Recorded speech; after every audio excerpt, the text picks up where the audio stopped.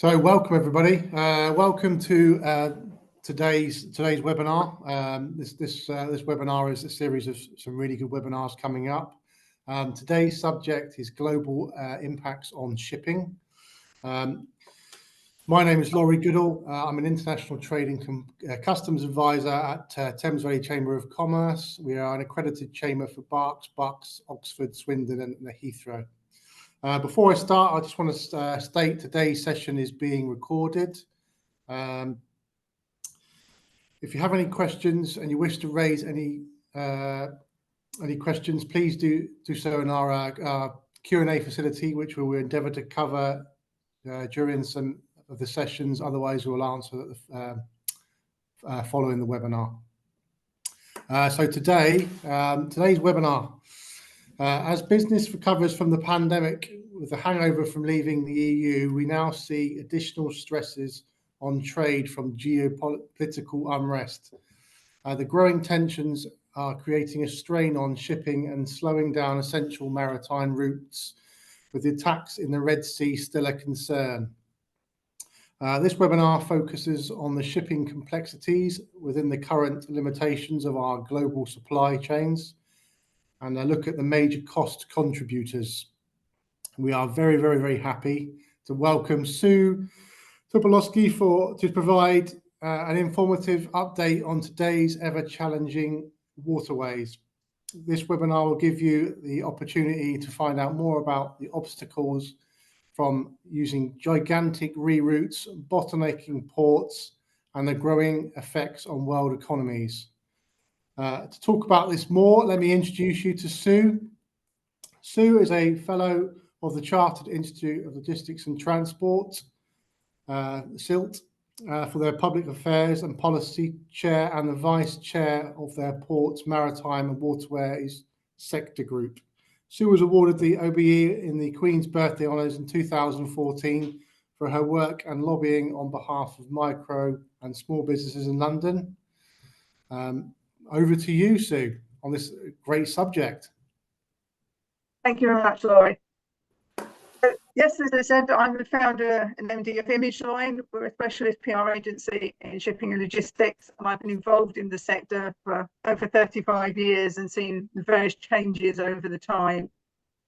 So my background is purely in maritime shipping and logistics. What I'm going to cover today is I'm going to give you an overview, going a little bit back to 2023, because that gives the context, into this year, some of the effects that are happening in the industry, container shortages, capacity, what's happening in the Red Sea and the Panama Canal, new partnerships of how the shipping lines are realigning themselves to cope with what they perceive to be the future, regulations, and net zero. As we said, put any questions you've got in the Q&A and we'll get to them at the end, and I'm more than happy to take as many questions as you have. So 2023 was a year where we saw the recession influence come into shipping. The boom years from the into COVID years, where shipping absolutely had a boom time, moving a lot of the PPP around the world. They saw freight rates going through the roof because people needed to move stuff. Reality started to kick in and the rates started to go down, more or less to the level they were before the boom. But of course, when you've been in a boom period, it starts to hurt the companies. So it was shipping is demand driven. So as the global economy was sinking and people were not spending as much, those recessionary pressures put a damper on the amount of cargo going around. So freight rates started to come down. That was good, obviously, for trade and commerce, not good for the shipping lines. And they sort of could start to see where there was a pattern of what the rates were going to be, which obviously helps with planning. Also, the port congestion had disappeared that had happened because of, as I say, everybody sending ships everywhere trying to get the PP around. So really 2023 was a really good year to try and get back to some form of normality. And shipping lines and people thought they knew where they were going. So what has then happened with 2024? There was already fears in the marketplace because being cash rich during that period, they'd actually put in a large order book for new ships to come in. this new challenge is going to happen over this year and into next year. It's a lot of very big tonnage coming into a depressed marketplace. So people saw this, that there could be an even further downward trend on the rates, because obviously the ships needed to be filled and there wasn't as much cargo around to take it. So what was happening was people felt that, as I say, the rates could come down, and then it all changed. What is happening in the Red Sea and the Panama Canal, due to Panama being a natural disaster, the fact that there's a drought, the water is not as high as it should be, therefore it can't get through the ships in the same way, has actually reduced capacity there. And what we've seen in the Red Sea with the disruptions of what's happening with the Houthis. So that has changed the landscape, and this new tonnage that's coming in is actually now a bonus, because it means shipping lines can reconfigure themselves without any problem. There's not going to be a shortage of capacity, which would have happened if this new capacity hadn't been actually coming on board. So by virtue of that, it's actually helped to keep an equilibrium and a balance. But what it hasn't meant is there's now longer shipping times because of the Red Sea routing, and in the Panama Canal, people are now queuing to get through it unless they're prepared to pay a very hefty amount of money to jump the queue. And that's now stopped now. The really hefty amounts we saw at the beginning, because people had to get cargo through, have come down now. People are starting to replan and rebalance their supply chain, so they don't need to do that. It's also put in an added risk, because insurance premiums have gone rocketing through the roof, as you can imagine, because it's now going into a war zone. And also crews now are spending longer at sea than they had planned for, and this has put some strain on how many crews are available for people. So all of this has put in actually a spike in freight rates, and they've gone up, and obviously that will have its inflationary consequences on the consumer. There's another thing I want to bring in here. As though capacity has gone up, what hasn't gone up is the actual physical shipping containers. What happened was that when everything shut down, that included the container manufacturing plants that were making the containers. Now, the containers were already in short supply before that shortage, because people were placing the orders, and there was a number of strikes and things happening at the container manufacturing companies. So containers have been in short supply for a long time, and this has been escalated by what happened with the factory shutting down. So there isn't the amount of containers around to move them in the place you want, which means empty containers were not being picked up by cargo vessels, which meant they could be filled in Asia and places like that, and to come back into we're talking about North Europe, but North Europe and America. So demand for containers now surpasses the supply, resulting in an increased cost for the container itself, as well as delays, because it means if you can't get a container, you can't fill it, you can't move it, you can't bring it into the country that you want to bring it into. So that's added another complexity in this, what I call onion of layers that are now happening within the industry. So what's happening is the alliances, and I'll go into this more later on, have changed. They're moving around in who they're now operating with, which is also changing the patterns of the shipping lanes and where they're coming from, and where they're going to, and how many ships are on each of the different sections. And I'll go into this a little bit more later on. Let's just give you an overscape there of what the changes are for this year. So on to the problem. Is the big problem at the moment, which for Europe is the Red Sea, and some ways the Black Sea as well, which affects our grain and some of the things that are coming out of Ukraine in that area. The Panama Canal really is more cargoes going into America, which only affects us, which is the exports out of America into Europe. So that has an implication, but not as much as these two, which really directly affect us here in the UK. So, as I said, the war in Ukraine is affecting the Black Sea, and that is affecting shipping from that area and ships that have to pass through it. It's manageable, but it's obviously very volatile. And again, there is the war risk premium that's on all the cargoes. The big challenge is the Red Sea itself. Obviously, we're seeing an escalation of attacks on ships, and this is now seems to be more or less not just the ones that they perceive were either Israeli owned or going to Israel, but other, like the US and the UK, because of the attacks that they've counterattacks, they're now looking at those ships as well. Plus, they don't seem to be very good at reading the data at the IMO to who owns a ship anyway. So it seems to be a bit indiscriminate where they are attacking. So most of the shipping lines have redirected their ships sailing around the Cape of Good Hope, bypassing the Red Sea and the Suez Canal. This adds about 10 to 14 days in transit time. And in February, there was 586 container vessels that had been rerouted. So you can see this is a considerable amount of ships that are changing their pattern. This adds obviously time for it to arrive, but it also is adding problems at ports, because you have some ships that are rerouting and taking longer to arrive at the port, and some shipping lines are taking the risk of putting it through the Suez Canal, and they arrive in the same time at a port. And therefore, you've got two ships needing to berth, and the port has not got the capacity for that. So there are delays outside of port, depending which vessel arrives first. So approximately, I'm saying it's 10 to about 20 days will be the delay in those ships actually berthing. Obviously, this also means that they have to spend more fuel to get round the Cape, and that affects the price. Approximately 60% of the ship's costs when it's at sea is fuel. So you can see an increase of those sort of 10 days is a significant increase into the running cost of the vessel. So freight rates are going up. They seem to have settled around about the $4,000 mark.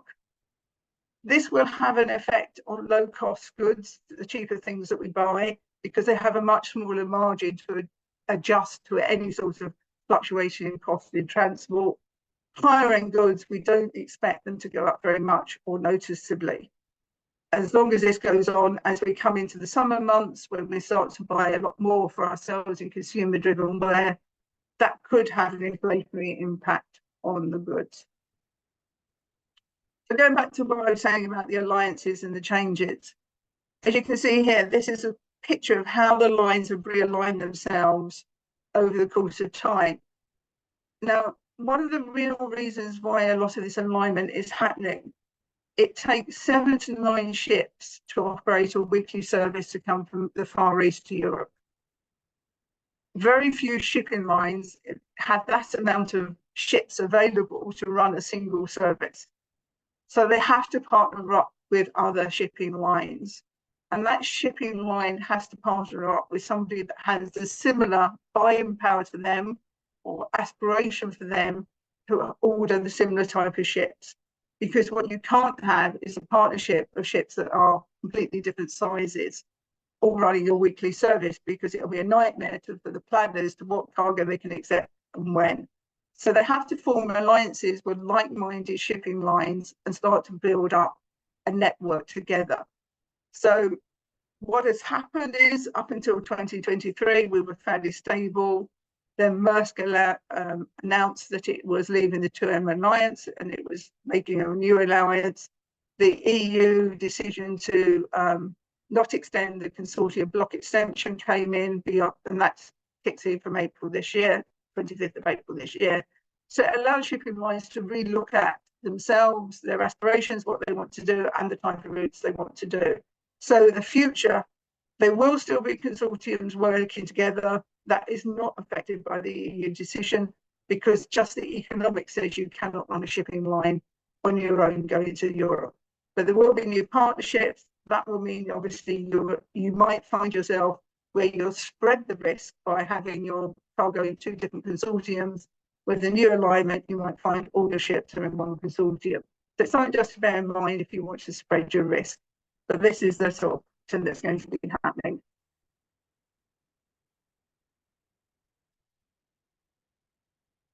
Shipping has been resilient since it started way back when, or I almost say from Noah. You know, shipping has always been reliable, and shipping has adapted to change.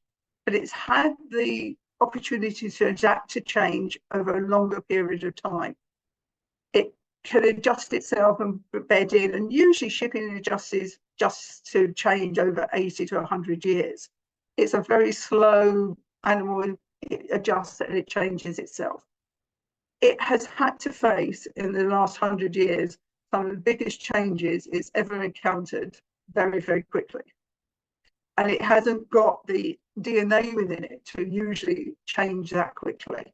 So if you think about it, containerization completely changed not just world trade, but shipping. Now we've got regulations coming in, and merchant shipping is one of the heavily regulated industries, but it was regulated very much more internally. It didn't have external regulations on it. So again, through the IMO, and I don't know if everybody knows about the IMO, it's situated in London, it's a UN entity, and it is the world governing body for the shipping industry. But it is a UN entity, and therefore it operates very similar to the UN.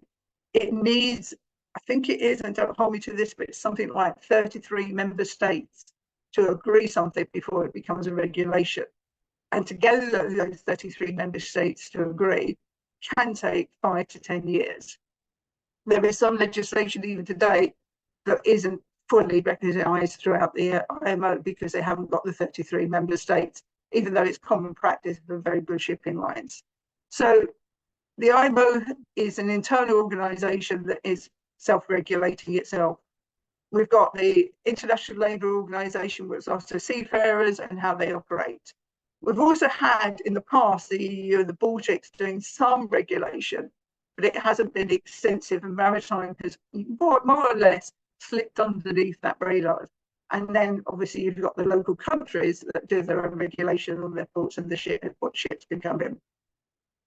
But this has changed. Maritime now has become fundamentally part of what's happening in the change of regulations for net zero, and also for controlling the trade, if you like, which is what the EU changes after the block extension. They've been trying to do this for a long time, and they've finally got it through. So it's got a deluge of regulations and changes, starting with the low sulfur fuel that came in from the IMO, which meant that they had to buy a much more expensive fuel, or had to put scrubbers or something in there to clean up. That started. Now we've got the Fuel EU Maritime Directive coming in January. We've got the EU MRV, which is monitoring, reporting and verification coming in. And that is all changing the way that shipping has got to operate from an external point of view with a very short time frame. So it really does mean that shipping is going to have to adapt quicker than it's ever known to how to adapt to these regulations. And with that, it's going to come a cost. There is no doubt about it, because you can't go all the changes it's going to do without a cost. Also, and I think this really comes into a lot of people in the chamber, is the EU's Corporate Sustainability Reporting Directive, or as it's known to its friends, CSRD, because we love our acronyms. This brings in greenhouse emissions under scope 1, 2 and 3, and it's due to be implemented in 2026. That is a push back to when it was going to come in, and there is still some lobbying to even get it moved onwards. But scope 3 emissions are your external emissions. These are the ones that you don't control or aren't energy driven, and that includes shipping and logistics. And that is going to be a very big change from not just the shipping lines who have to report it, but you who have to report the shipping lines that you're using, and also your haulage companies and various other people as well. So this is going to be a really big implication to international trade if the ship calls in the EU. Now, some people say this is an opportunity for the UK. If we don't bring it in, our ports will be excluded from this. So it's going to be a watch and see on this one. So this is the implementation plan that's coming in from the IMO. And as I said to you, you can see there's an awful lot happening in a very short space of time, which we've just never, ever had to experience. So there's a lot of things happening into the shipping world within regulations, and this will all start to filter through into, which will end up with some form of carbon trading emission scheme at the end of it all, which is obviously where all of this is heading. So as I mentioned there, about scope 3 emissions, firms need to collaborate with their partners across the value chain. Now, the other thing is zero emission ships is a misnomer in some ways. People expect that to mean that the whole ship is zero emissions. They don't need to worry about it. This is going to help international trade because we're not going to need to worry about this part of our reporting. It only refers to the fuel that is being burnt or the propulsion of that ship. It's the greenhouse gases the ship through propulsion makes. So that's your nitrogen oxide, your black carbon, your CO2s. It isn't the rest of the ship and how the ship operates. And this is very crucial because this is a misnomer that people have got. But I don't think these driven regulations are going to be as important as the customers of shipping lines and the consumer. The consumer is becoming very much more environmentally aware and is asking questions it has never done before. So the deadlines that you saw before, I think people will have to start those changes even earlier.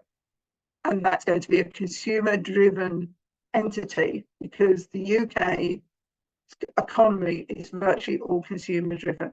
We don't really have a high manufacturing base. So our whole economics are based around our consumer buying entity as a country. And if the consumers stop their buying because they want ethically minded ESG goods, then everybody in that supply chain has got to meet that. Otherwise, there's not going to be any trade. There's also now partnerships establishing themselves of what they're calling green corridors, where various ports and shipping lines are working together to put in literally a corridor so that everybody in that corridor meets the same standards and will have a certificate to say that you're coming out of green corridors. The leaders of that at the moment is Singapore and Rotterdam. They're formulating their green corridor. And I know a number of other green corridors are being put together. The Baltic area are very keen to do this, and they usually are one of the big leaders. So that's something I think you'll see a lot more of. But I also know some very short sea ones that are being talked about as well. So these establishment of green corridors could change where the ships are calling, which will also then change where the ships will be picking up goods. Also, alongside of all this, we need to bring in the fact that with net zero, people are looking to where their goods are coming from, and you've got nearshoring or near-nearshoring that are coming into the mix as well. So it's a very complex pattern at the moment that could affect the way ships are operating, where they call from, and how they actually move around the sea.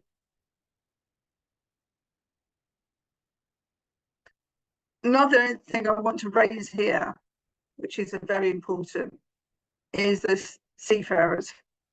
The seafarers, particularly in the Red Sea, are the victims as much as everybody else in this. You know, they didn't set sail thinking that they would possibly become hostages, have to extend their voyage, have to realign their whole family life because of what's happening. And this paints a picture of people in an industry that was already suffering from a shortage of seafarers, people saying, is this really something I want to be doing as a profession? Am I willing to put myself at risk?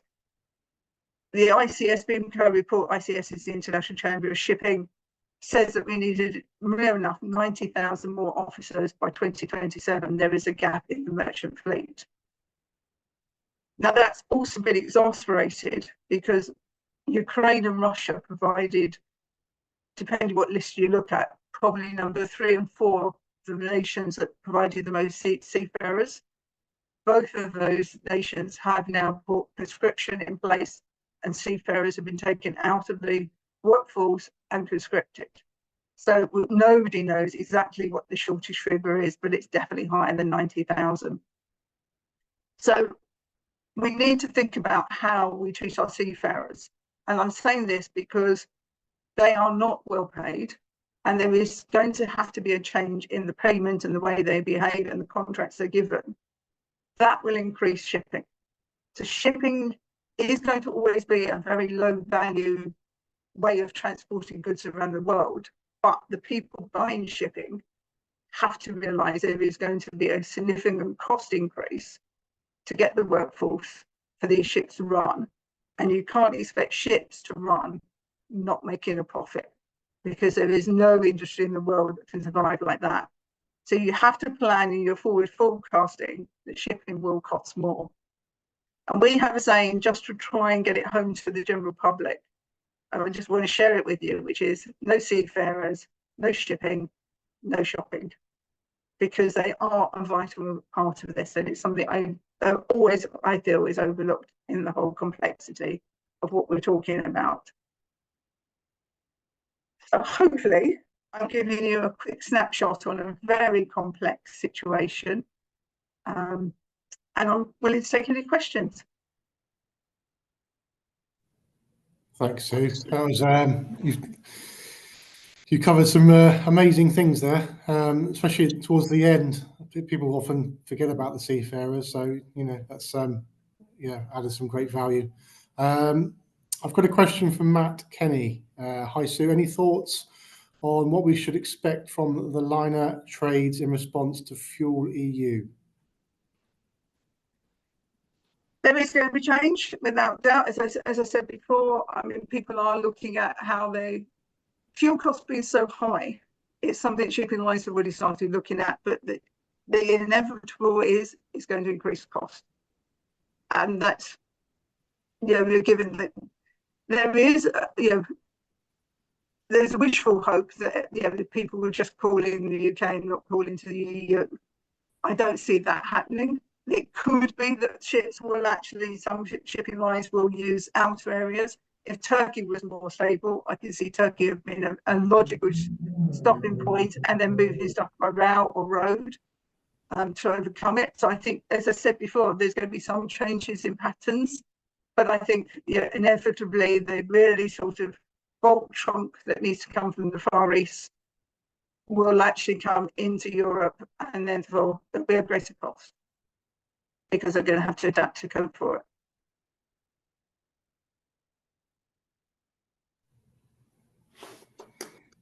Right, thanks, Sue. Any more questions from anybody on the webinar?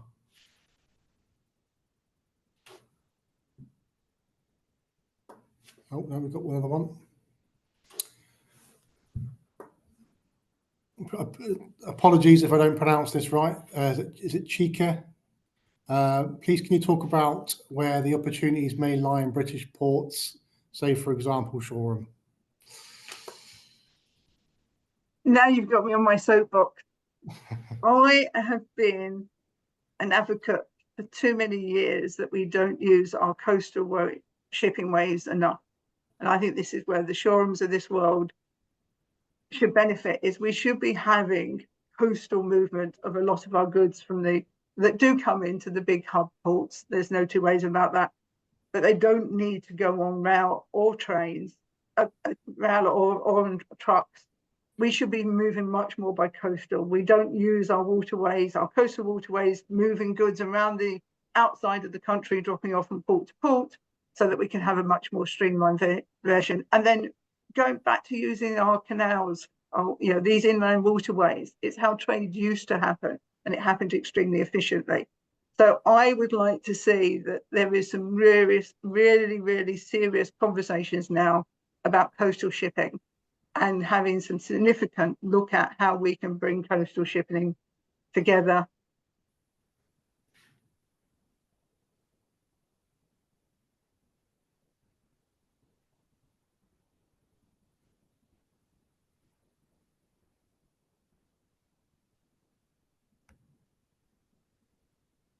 You still there, Sue?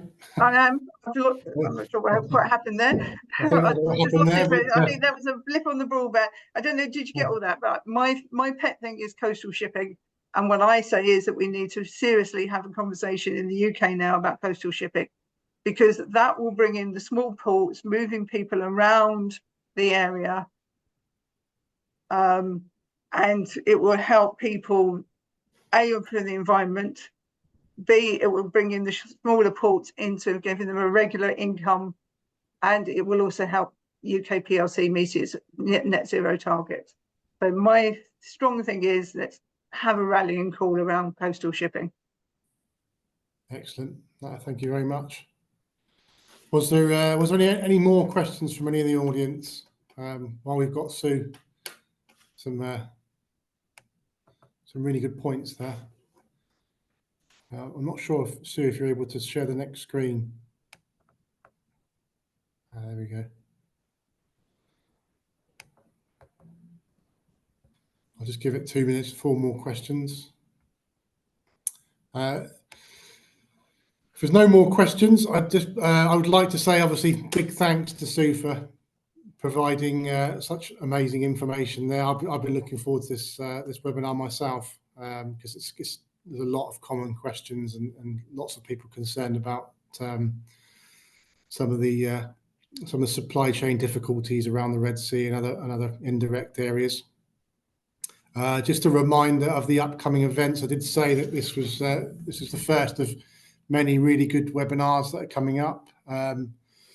Next one is the 12th of March. We've got a webinar on the CBAM, Carbon Border Adjustment Mechanism, followed by funding business opportunities. And then my favourite, customs special procedures and saving money and staying compliant. So we look forward to having more bookings and you on board with those webinars as well. So